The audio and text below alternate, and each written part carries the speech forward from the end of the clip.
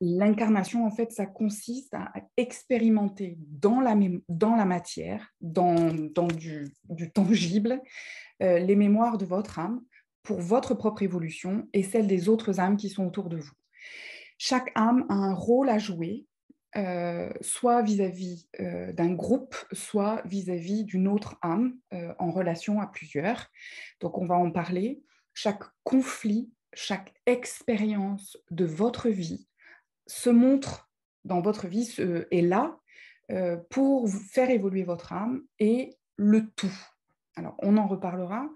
L'histoire commence, alors j'ai essayé de faire un petit parallèle rigolo pour que vous puissiez comprendre. L'histoire commence avec une pièce de théâtre. Et en fait, je vais faire un parallèle tout au long de la soirée avec la pièce de théâtre. Imaginons que une âme décide de s'incarner. L'âme, ce sera le scénario, le réalisateur, le concepteur de la pièce de théâtre, et la pièce de théâtre sera l'incarnation. Donc l'âme décide de s'incarner et de venir jouer une scène, une pièce de théâtre pendant un temps donné, le temps de la pièce, et puis repart de là où elle vient, exactement comme un comédien ou des comédiens. Les deux meilleurs amis du monde pourraient décider à un moment donné de passer le même casting et d'être sélectionnés ensemble, les deux meilleurs amis du monde, pour une pièce de théâtre dans lequel, pendant toute la durée de la pièce du théâtre, ils seraient amenés à jouer le rôle de deux ennemis jurés pendant cette pièce. Et donc, en fait, pour vous expliquer que à l'origine, en sortant de la source, donc de l'origine des âmes, de là d'où les âmes viennent, nous sommes un tout. Nous sommes tous réunis, nous sommes tous ensemble dans cette énergie d'amour absolu, d'amour inconditionnel.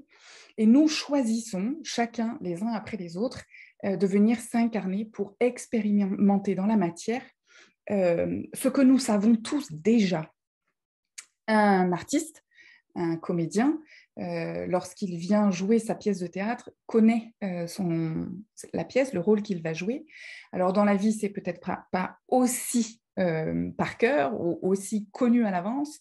Pour autant, on choisit tous d'expérimenter quelque chose qui va nous faire évoluer et qui va nous faire vivre et dans la matière ce que nous avons besoin de nous souvenir. Donc nous ne venons pas apprendre, nous venons nous souvenir de quelque chose pour le bien, pour notre bien et notre évolution à nous, et pour le bien des autres âmes qui vont être avec nous dans cette pièce de théâtre.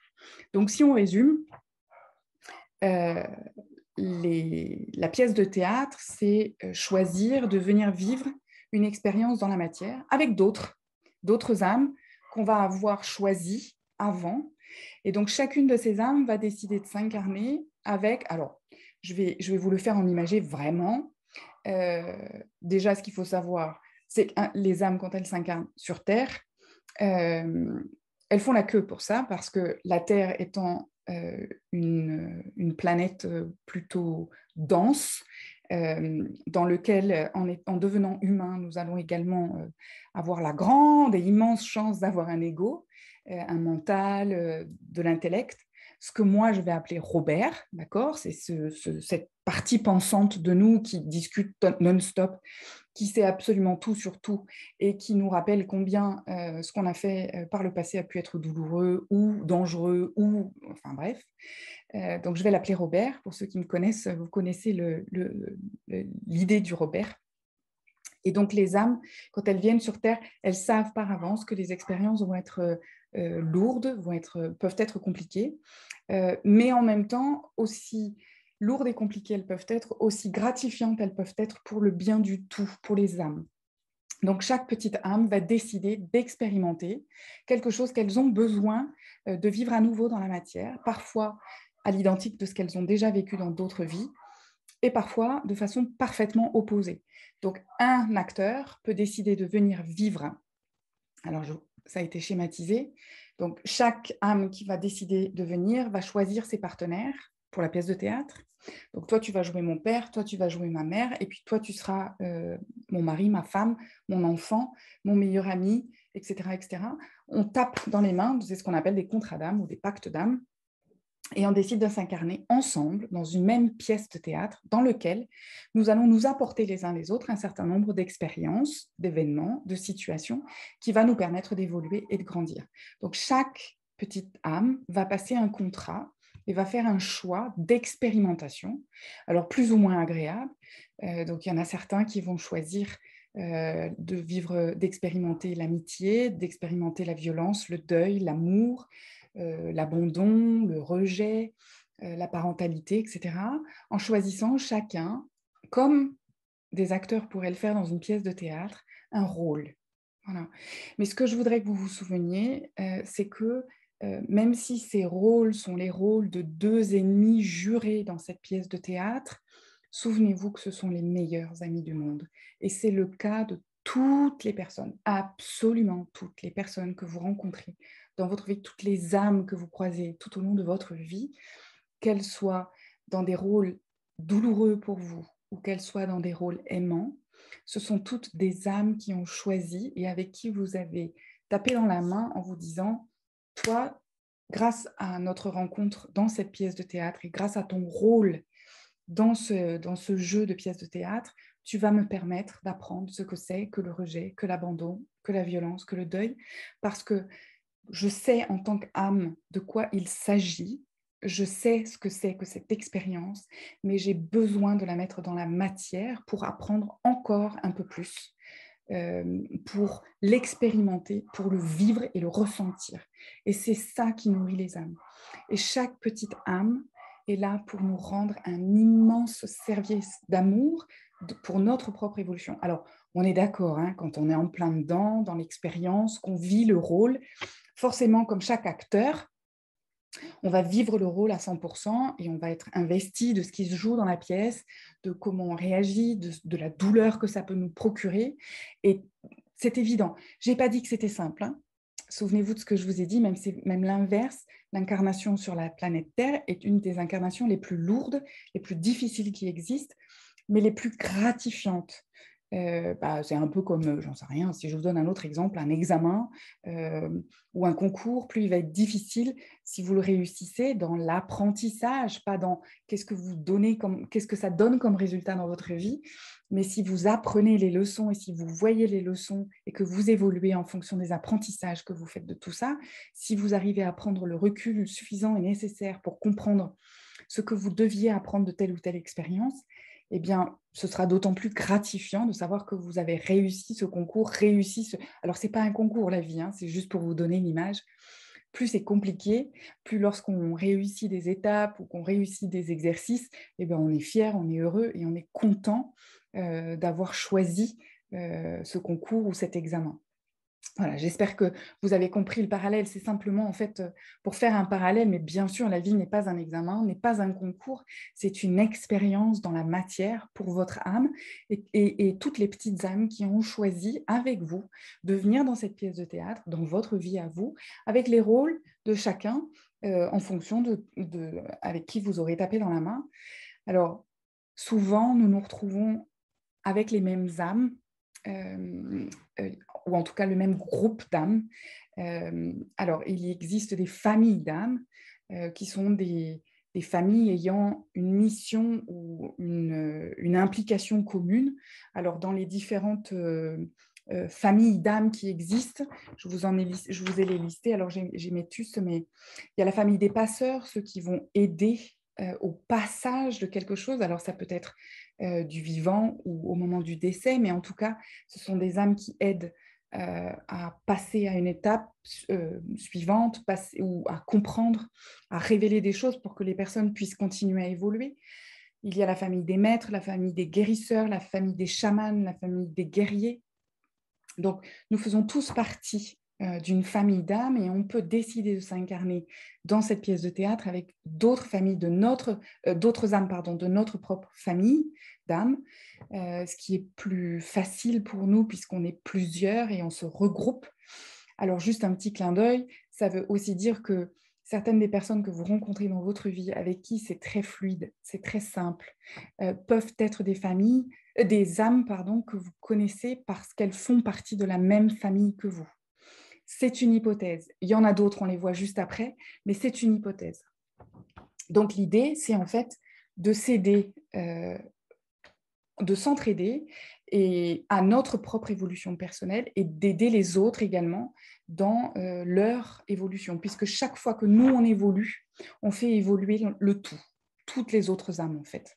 Alors, soit dans la pièce de théâtre, soit celles qui sont à la source, puisqu'elles bénéficient de toute l'expérimentation et tout ce que nous vivons dans la matière, la source en bénéficie et donc toutes les âmes en bénéficient également. Quoi vous dire de plus? La pièce de théâtre est régie par plusieurs lois. Une des lois, c'est le dharma. Le dharma, c'est en fait, alors on retrouve ces notions-là dans l'hindouisme et le bouddhisme, mais ces notions-là, la notion de dharma, c'est l'ensemble des lois qui régissent, alors les lois cosmiques, les lois sociales, les lois religieuses, les lois personnelles, les lois naturelles, les lois familiales. C'est en fait l'ordre des choses, si on peut dire ça comme ça. Donc la pièce de théâtre, elle est régie par ces lois-là. Et puis, il y a d'autres lois qui interviennent, c'est la loi du karma. Le karma, c'est en fait le résultat de nos actions passées. Alors, dans la pièce de théâtre, hein, bon, bah, vous voyez, il y en a un qui qui tient un poignard. Clairement, si il va jusqu'au bout de son rôle et qu'il tue cette personne, il y aura des conséquences. Donc, ce sont des conséquences ou le résultat des actions qu'on passe dans notre vie en général, mais également des vies antérieures. Donc ça veut dire que quand on s'incarne, quand on vient dans une nouvelle pièce de théâtre, on vient aussi avec ce qu'on a pu déjà expérimenter, ce qu'on a pu déjà vivre par le passé. Alors, 2 questions à ça. Pour ceux qui auraient envie d'en savoir plus sur leur vie passée, un petit clin d'œil. Si vous voulez savoir comment vous pouvez reconnaître quelles étaient vos vies passées, posez-vous la question de ce que vous aimez aujourd'hui. Est-ce que vous êtes attiré par une période de l'histoire? Est-ce que vous êtes intéressé par un pays? Est-ce que vous êtes intéressé par un métier? Sans pour autant l'avoir déjà visité ou l'avoir déjà expérimenté dans votre vie ici, mais vous avez une appétence naturelle pour les animaux ou pour... Voilà. Ça, c'est une indication que très probablement votre âme a déjà cette expérience et que si, par exemple, vous décidiez, vous êtes attiré par les chevaux, vous n'avez jamais monté à cheval jusqu'à maintenant, mais vous décidez d'aller vers cette expérience-là, vous seriez peut-être surpris de voir à quel point c'est naturel pour vous. Ça peut être le signe qu'effectivement, dans une vie passée, vous avez déjà été cavalier. Comment s'en servir aujourd'hui? Eh bien, en faisant... Alors, pour ceux qui me connaissent, j'adore faire des listes et faire des listes à mes patients. Ça pourrait être d'écrire sur un carnet tous les domaines qui vous plaisent aujourd'hui, alors que vous exploitez déjà aujourd'hui, ou bien que vous n'exploitez pas, mais pour lesquels voilà, vous auriez cet élan naturel. Alors, lorsque je vous ai dit que j'avais fait le tour du monde, par exemple, par 2 fois suite à mon accident de vie, je m'étais fait une liste, en fait, une to-do list des endroits où aller, des gens à aller visiter ou des pays à aller voir, ou encore des lieux. Il y avait des lieux en particulier que je voulais absolument voir. Par exemple, la pyramide de Khéops, je ne sais pas pourquoi, mais je l'avais mis sur ma liste. Et donc, tout ceci peuvent être des signes que vous avez eu un lien passé dans cette vie ou dans une autre avec quelque chose qui est en lien avec ça. Voilà. Donc, c'était juste le petit clin d'œil pour vous expliquer pour les vies antérieures. Ça peut être, vous êtes attiré par le Moyen-Âge, vous êtes attiré par des costumes d'une époque en particulier, eh bien, c'est probablement le signe qu'à un moment donné, il peut y avoir un lien avec votre passé là-dessus. L'idée de cette pièce de théâtre, au-delà de jouer ce rôle et d'expérimenter cette pièce de théâtre, c'est surtout de se souvenir de qui nous sommes à travers ces rôles, de savoir voilà, faire cette différence tout au long de notre vie, tout au long de cette pièce de théâtre et de ce rôle que nous allons jouer, de savoir faire la différence entre le rôle que nous sommes en train de jouer là maintenant et d'où nous venons. Voilà. Et souvent, tant que nous n'avons pas conscience de ce qui se joue dans notre vie, nous sommes plutôt en pilotage automatique, c'est-à-dire que on déploie le rôle qu'on nous a donné, le scénario qu'on nous a donné, c'était le cas dans ma première vie. J'ai fait des études, enfin bon, voilà, je suis allée à l'école, j'ai fait des études, je me suis mariée, j'ai eu des enfants, une maison, enfin voilà. Et en fait, j'ai vécu cette première partie de ma vie en pilotage automatique. J'appelle ça le pilotage automatique, en fait. J'ai vécu, alors je ne dis pas que je ne me posais pas des questions, mais en tout cas, je ne me posais pas tant de questions que ça sur le comment ma vie s'oriente. Est-ce que je suis vraiment heureuse? En tout cas, je ne savais pas foncièrement répondre à la question, ce qui me percutait, mais je ne cherchais pas tant que ça, en fait. J'essayais de me raisonner plutôt avec mon Robert, avec ma tête, ma partie pensante, en me disant, mais tu as tout ce qu'il faut pour être heureuse. Voilà. Et donc, c'est ce que moi j'appelle le mode automatique. À partir du moment où on rentre dans un niveau de conscience, où on se pose des questions, et ce qui est forcément votre cas puisque vous êtes là ce soir, eh bien, on prend une dimension supérieure, et c'est à ce moment-là qu'on peut en fait se souvenir de qui on est vraiment, au-delà de l'automatisme, au-delà du déroulé classique de notre vie, et reprendre notre pouvoir de création. Alors, on y vient juste après sur le pouvoir de création, c'est en fait faire cette différence entre l'incarnation, la vie du quotidien, et notre âme. Qu'est-ce que j'aurais oublié de dire? Donc, les contrats d'âme, les pactes d'âme qui sont là au milieu, ce sont ces choix d'acteurs. Donc, on se tape dans la main en tant qu'âme en disant, bon, ben voilà, on va descendre dans cette pièce de théâtre et tu seras mon père, tu seras ma mère, tu me feras vivre le rejet, tu me feras vivre l'abandon et puis tu partiras à ma naissance voilà, pour que je puisse travailler l'abandon. Et c'est OK, en fait, pour les âmes, dans leur contrat, c'est parfaitement OK, y compris le deuil, y compris la violence, c'est une expérience. Ces âmes, quand elles se tapent dans la main, y compris pour vivre quelque chose qui, dans la matière, sera violent, qui sera dur, qui sera vraiment hyper percutant, ces âmes le font dans un esprit d'amour, d'expérience et d'apprentissage pour faire grandir le tout. Alors, chaque petite âme concernée, et pour faire grandir le tout. Et très souvent, en tout cas, je sais que c'est ce que moi j'ai vécu, pour avoir été une victime, une partie de ma vie, une petite victime lorsque j'étais enfant. Je sais aujourd'hui et j'ai compris que si j'ai choisi cette expérience d'être victime de violence, d'attouchement et de viol, c'est que très probablement j'avais besoin d'équilibrer cette expérience-là avec une autre expérience de l'autre côté du miroir, si vous voyez ce que je veux dire. Voilà. Et donc, mon âme avait besoin de vivre cette expérience du tout, d'avoir à la fois cette expérience-ci et l'autre également. Voilà, donc les familles d'âme, j'en ai parlé. La mission, ah oui, alors, on va de suite parler de la mission d'âme. Il y a beaucoup de personnes aujourd'hui cherchent absolument à trouver quelle est leur mission. Alors, j'ai envie de vous dire une première chose, vous connaissez forcément au moins une de vos missions d'âme. On peut en avoir plusieurs, on en a plusieurs, et vous en connaissez forcément au moins une. De grâce, cessez de chercher à changer forcément d'activité professionnelle pour remplir votre mission d'âme. Votre mission d'âme, c'est d'être vous déjà. C'est déjà en premier lieu d'être vous et de vous aimer tel que vous êtes aujourd'hui et de rayonner tel que vous êtes aujourd'hui avec toutes ces listes de courses que vous vous êtes fait là d'amour, de violence, de deuil, etc. C'est en fait de prendre suffisamment de conscience et de hauteur par rapport aux expériences que vous avez vécues pour comprendre ce que vous avez à en comprendre. Alors, pas comprendre avec la tête, mais expérimenter et comprendre que l'expérience est bien au-delà de ce que vous vivez. Lorsque quelqu'un vous fait mal, lorsque quelqu'un vous blesse, lorsque quelqu'un voilà, vous humilie, l'expérience, elle est pour vous. Elle est pour vous recentrer vous et ne pas vous faire déstabiliser par cette expérience au point de ne même plus savoir qui vous êtes. C'est en fait, votre première mission, c'est d'être vous-même. Et de ne pas être le résultat de certaines expériences que vous avez vécues. Alors, vous savez, je donne souvent cet exemple à des victimes qui viennent me trouver en cabinet et qui me disent j'y arrive pas à passer outre, j'arrive pas à passer le cap de l'acceptation de ce qui a pu m'arriver.